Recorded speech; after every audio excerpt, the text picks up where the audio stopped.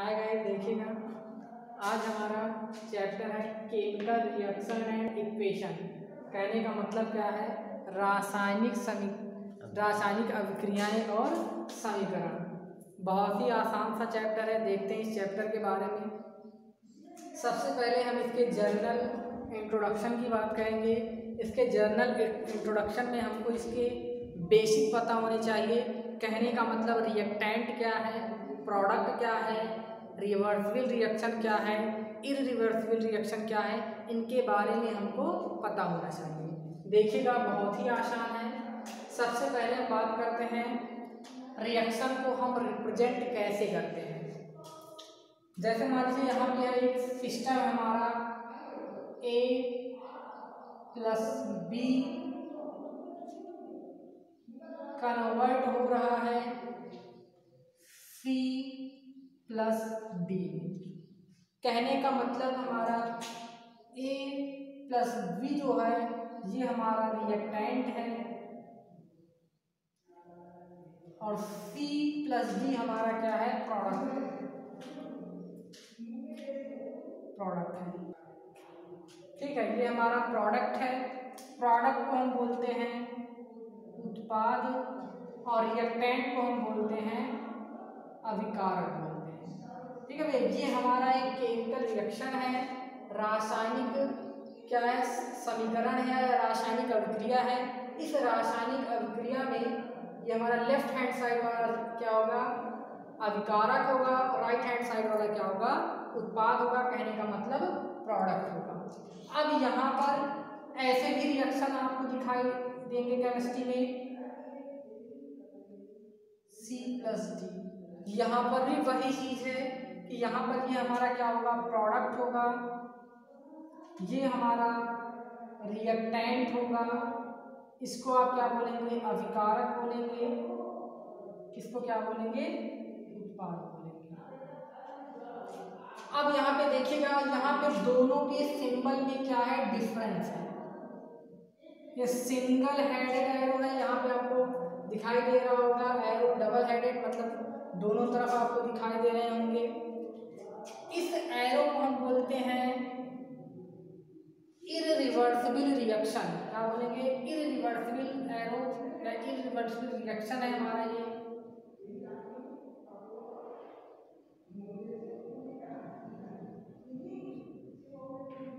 क्या होगा हमारा ये इररिवर्सिबल, ये एरो हमारा रिप्रेजेंट करेगा इररिवर्सिबल रिएक्शन को। कहने का मतलब क्या, अनुत्क्रमणीय अभिक्रिया, अनुत्क्रमणीय अभिक्रिया को रिप्रेजेंट करेगा ये एरो हमारा। और जो ये सेकंड एरो है ये हमारा रिप्रेजेंट करता है रिवर्सिबल रिएक्शन। क्या रिप्रेजेंट करेगा भैया, रिवर्सिबल रिएक्शन को रिप्रेजेंट करेगा। कहने का मतलब है इसको हम क्या बोलेंगे, उत्क्रमणीय अभिक्रिया बोलेंगे। क्या बोलेंगे, उत्क्रमणीय अभिक्रिया बोलेंगे। तो कहने का मतलब ये हमको पता होना चाहिए कि कौन सा रिएक्टेंट है, कौन सा प्रोडक्ट है। दिया गया रिएक्शन हमारा रिवर्सिबल है कि इररिवर्सिबल है। कहने का मतलब वो अनुत्क्रमणीय है या क्या है, उत्क्रमणीय है। कुछ एग्जाम्पल की हम बात करते हैं कि कौन सा रिएक्शन अनुत्क्रमणीय है या कौन सा उत्क्रमणीय है। फॉर एग्जाम्पल की हम बात करते हैं, सपोज करते हैं, जैसे मान लीजिए H2 प्लस O2 हमारा फॉर्म करेगा H2O। रिएक्शन को हम बैलेंस करते हैं, यहाँ पे 2 हो जाएगा और यहाँ पे क्या हो जाएगा, रिएक्शन हमारा बैलेंस रिएक्शन हो गया। अब यहाँ पे देखिएगा ये हमारा सिंबल किसको रिप्रेजेंट करेगा, इररिवर्सिबल रिएक्शन। कहने का मतलब क्या है, ये हमारा जो रिएक्शन है ये कैसा है, इररिवर्सिबल रिएक्शन है। इररिवर्सिबल रिएक्शन कहने का मतलब क्या होता है कि रिएक्टेंट के द्वारा प्रोडक्ट का फॉर्मेशन होगा। कहने का मतलब रिएक्टेंट से हमारा प्रोडक्ट बनेगा लेकिन प्रोडक्ट से रिएक्टेंट नहीं बनेगा। उस रिएक्शन को हम क्या बोलते हैं, इरिवर्सिबल रिएक्शन। कहने का मतलब अनुत्क्रमणीय अभिक्रिया। इसमें होता क्या है, रिएक्टेंट से प्रोडक्ट का फॉर्मेशन होता है, लेकिन प्रोडक्ट से रिएक्टेंट का फॉर्मेशन नहीं होता है। ठीक है, ठीक है भैया। तो कहने का मतलब क्या है, यहाँ पे हाइड्रोजन और ऑक्सीजन आपस में कंबाइन कर H2O, कहने का मतलब जल बनाते हैं, बट H2O फर्दर ब्रेक होकर ऑक्सीजन और हाइड्रोजन में कन्वर्ट नहीं होता है। इस प्रकार के ही रिएक्शन को हम क्या बोलते हैं, अनुत्क्रमणीय अभिक्रिया। कहने का मतलब इरिवर्सिबल रिएक्शन बोलते हैं। रिएक्टेंट से प्रोडक्ट का फॉर्मेशन होगा, लेकिन प्रोडक्ट से रिएक्टेंट का फॉर्मेशन नहीं होगा। अब एक एग्जांपल हम देखते हैं, इरिवर्सिबल रिएक्शन की बात करते हैं। रिवर्सिबल रिएक्शन में क्या होता है, फॉर एग्जांपल जैसे मान लीजिए हम बात करते हैं N2 plus H2, N2 gas और H2 गैस आपस में कंबाइन होकर NH3 गैस का फॉर्मेशन करते हैं। इसको अगर हम बैलेंस करते हैं तो यहाँ पे 3, ये हमारा एक बैलेंस रिएक्शन है। इस बैलेंस रिएक्शन में हाइड्रोजन और नाइट्रोजन आपस में कंबाइन कर NH3 गैस का फॉर्मेशन किया हुआ है। ये हमारा रिएक्टेंट है, ये क्या भी है, प्रोडक्ट है। इसको हम अभिकारक बोलते हैं, ये हमारा क्या है, उत्पाद है। इसमें क्या होता है, रिएक्टेंट से प्रोडक्ट का फॉर्मेशन होता है।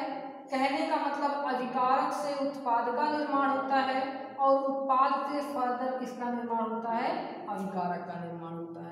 कहने का मतलब क्या है, बोथ डायरेक्शन, मतलब दोनों डायरेक्शन में रिएक्शन होते हैं। मतलब दोनों डायरेक्शन कहने का मतलब रिएक्टेंट से product first direction and product से रिएक्टेंट सेकंड डायरेक्शन। मतलब अभिकारक से उत्पाद और उत्पाद से अभिकारक। इसमें होता क्या है, नाइट्रोजन और ऑक्सीजन आपस में कंबाइन करके अमोनिया का फॉर्मेशन करते हैं, और यह अमोनिया फर्दर ब्रेक करके या डिकम्पोज होकर किसका फॉर्मेशन करता है, नाइट्रोजन और हाइड्रोजन का फॉर्मेशन करता है। अगर आपको ऐसा रिएक्शन देखने को मिलता है तो इस प्रकार के रिएक्शन को हम क्या बोलेंगे, रिवर्सिबल रिएक्शन बोलेंगे। देखिए, तो कहने का मतलब क्या है, आप देखिएगा इसको हम बैलेंस कैसे करते हैं, बहुत ही आसान है इसको बैलेंस करना। यहाँ पर लेफ्ट हैंड साइड में जितने भी हमारे क्या कहते हैं एलिमेंट होते हैं या आइटम होते हैं, उतने ही एलिमेंट और आइटम हमको राइट हैंड साइड में भी देखना है। बोथ साइड में हमें एलिमेंट या आइटम क्या रखने हैं, समान रखने हैं। जैसे देखिएगा यहाँ पे 2 ऑक्सीजन 2 हाइड्रोजन है, और आगे यहाँ पे क्या है, 2 बार है। कहने का मतलब यहाँ पे टोटल कितने हाइड्रोजन हो गए, 4 हाइड्रोजन। एक H2 कहने का मतलब 2 हाइड्रोजन हुआ, और ऐसे ही कितने हैं, 2 हैं। तो कहने का मतलब कितने हाइड्रोजन हुए, टोटल 4 हाइड्रोजन हुए। और यहाँ पर देखिएगा, यहाँ पे 2H2O है, कहने का मतलब एक H2O एंड दूसरा H2O। इसमें 2 हाइड्रोजन है, इसमें 2 हाइड्रोजन, कहने का मतलब इधर कितने हाइड्रोजन हो गए, 4 हाइड्रोजन। इधर कितने हाइड्रोजन है, 4 हाइड्रोजन। ऑक्सीजन की बात करते हैं तो देखिएगा, यहाँ ऑक्सीजन क्या है, O सिंगल बॉन्ड O, कहने का मतलब सॉरी डबल बॉन्ड O, कहने का मतलब यहाँ पे आपको कितना ऑक्सीजन दिखाई देगा, 2 ऑक्सीजन। वैसे ही अगर आप देखिएगा यहाँ पे अगर आप H2O को काउंट करते हैं तो एक ऑक्सीजन इधर है, एक ऑक्सीजन इधर है। कहने का मतलब 2 ऑक्सीजन लेफ्ट हैंड साइड में, 2 ऑक्सीजन राइट हैंड साइड में, और ये हमारा रिएक्शन क्या है, बैलेंस रिएक्शन। इसमें अगर हम देखते हैं नाइट्रोजन यहाँ पे आपको 2 दिखाई दे रहा है, मतलब N2 के फॉर्म में है, N ट्रिपल बॉन्ड N के फॉर्म में है, दैट इज यहाँ पे 2 नाइट्रोजन है। तो यहाँ पे आप देखिएगा NH3 कितनी बार है, 2 बार है। तो कहने का मतलब एक नाइट्रोजन इसमें है, एक नाइट्रोजन यहाँ पे, मतलब 1 and 1 कितना होगा भैया, 2 नाइट्रोजन। हाइड्रोजन की बात करते हैं, यहाँ पे 3 बार हाइड्रोजन है, मतलब H2 H2 H2। कहने मतलब 2 यहाँ पे है, 2 यहाँ पे, 2 यहाँ पे, तीनों मिला के क्या होता है, 3H2। तो 2 2 4 2 6 हाइड्रोजन। यहाँ पे देखिएगा, यहाँ पे 3 हाइड्रोजन इसमें है, फिर 3 हाइड्रोजन यहाँ पे, 3 3 6। कहने का मतलब जिधर इधर जितने हाइड्रोजन इस साइड है उतने हाइड्रोजन इस साइड में है, जितने नाइट्रोजन इस साइड है उतने नाइट्रोजन इस साइड है। इसलिए हमारी रिएक्शन क्या है, बैलेंस है। देखिए अब इसके थोड़े से हम कैरेक्टरिस्टिक्स की बात करते हैं कि रिएक्शन की कैरेक्टरिस्टिक्स क्या होती हैं। तो रिएक्शन की अगर हम कैरेक्टरिस्टिक्स की बात करते हैं, देखिएगा कहने का मतलब क्या है, अगर मान लीजिए कोई भी रिएक्टेंट से प्रोडक्ट का फॉर्मेशन होता है, जैसे मान लीजिए ये हमारा रिएक्टेंट है, ये हमारा क्या है, प्रोडक्ट है। कहने का मतलब ये क्या है, उत्पाद है, ये क्या है, अभिकारक है। देखिएगा इसमें होता क्या है, अगर इसकी कैरेक्टरिस्टिक्स, रिएक्शन की कैरेक्टरिस्टिक्स की बात करते हैं तो यहाँ पर देखिएगा ये जो H2 है ये गैस के फॉर्म में होता है, O2 यहाँ पर गैस के फॉर्म में है, लेकिन जैसे ही रिएक्टेंट से प्रोडक्ट का फॉर्मेशन हुआ ये गैस कन्वर्ट हो जाता है, किसमें बदल जाता है, यहाँ पे लिक्विड में कन्वर्ट हो जाता है। वैसे ही देखिएगा यहाँ पे N2 हमारा क्या है, गैस के फॉर्म में है, H2 हमारा गैस के फॉर्म में है, जैसे ही ये कन्वर्ट होता है NH3 में, ये भी किस फॉर्म में होता है, गैस के ही फॉर्म में होता है। इसमें देखिएगा NH3 गैस के फॉर्म में है, HCl लिक्विड के फॉर्म में है, ये लिक्विड या गैस कुछ भी हो सकता है, ये लिक्विड NH3 लिक्विड और गैस दोनों फॉर्म में एग्जिस्ट करता है। अब ये डिपेंड करता है कि कैसे सिस्टम का हम यूज कर रहे हैं।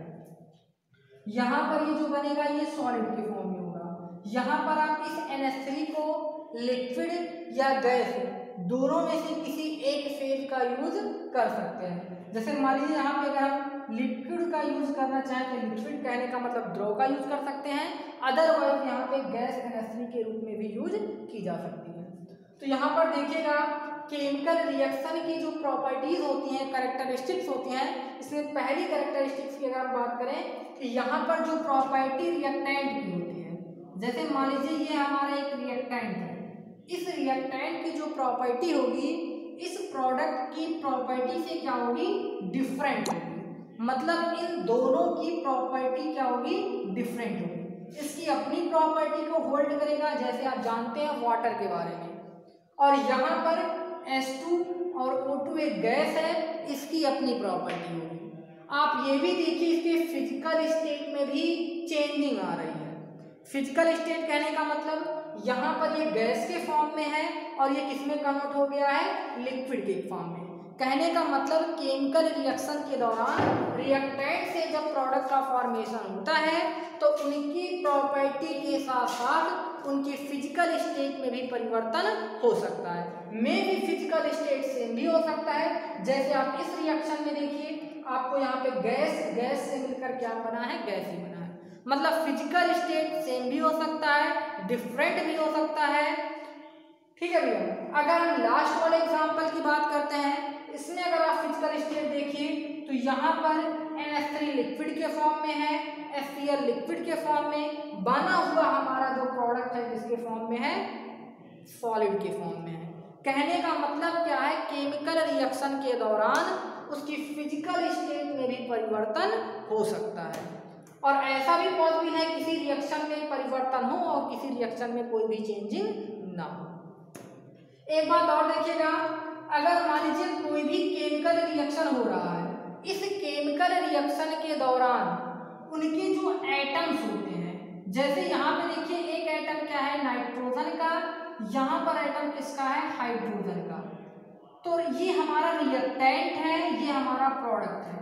तो जब रिएक्टेंट से प्रोडक्ट का फॉर्मेशन होता है, मतलब जब रिएक्टेंट से प्रोडक्ट में बदलता है, तो एलिमेंट के कोई परिवर्तन नहीं होता।